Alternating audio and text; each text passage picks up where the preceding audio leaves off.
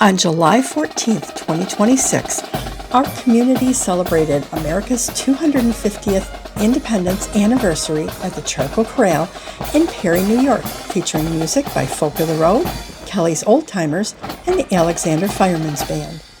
The highlight for me as a Perry historian was a live recreation of the Declaration of Independence signing.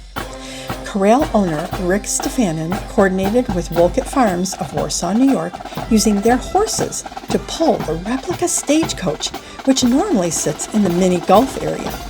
The carriage delivered Perry Central School teacher Jimmy Fahey and his 5th grade history club students who, before the Declaration event, shared insights about important Revolutionary War figures. And now, here is the full recreation of the signing. Ladies and gentlemen, you are about to witness a live recreation of the famous painting by John Trumbull, capturing one of the most pivotal moments in human history. Our actors who are stepping into the frame to bring this iconic masterpiece to life represent the 56 men who came together in Philadelphia that summer in 1776. They did not arrive here by chance. For over a decade, the embers of rebellion had been smoldering. The British Crown had squeezed the colonies with heavy taxes without giving them a voice in Parliament. The Stamp Act, the Tea Act, and the brutal occupation of Boston pushed the people to the brink.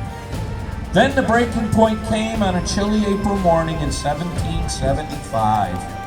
On the green at Lexington, a shot rang out from an unknown weapon, known as the shot that was heard around the world. It sparked a fierce battle at Concord and ignited a bloody war that had already been raging for over a year before this room ever gathered. In June of 1776, the Continental Congress tasked a committee of 5 to draft their ultimatum. The duty fell to Thomas Jefferson, a young Virginia lawyer who spent 17 days agonizing over every symbol in a rented room. He penned radical, dangerous ideals that all men are created equal and that liberty is an unalienable right. On July 2nd, the delegates officially voted to separate from Great Britain. On July 4th, they approved the final text. But do not be fooled by the myth of a single day. The parchment you see before you was not even ready for signing until weeks later. It was on August 2nd, 1776, that the true moment of reckoning arrived. That was the day that most of these delegates walked up to the table, dipped their quills in ink, and committed treason.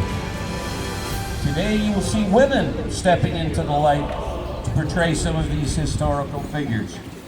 Well, the laws of 1776 barred women from the floor. History tells us that the revolution would have collapsed without them. They managed the farms, funded the armies, and fought in the shadows.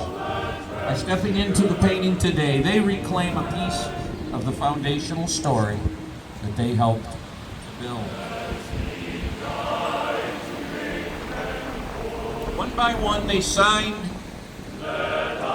In the center stands John Hancock, the President of the Congress, who will be the first to thrust his bold signature onto the page.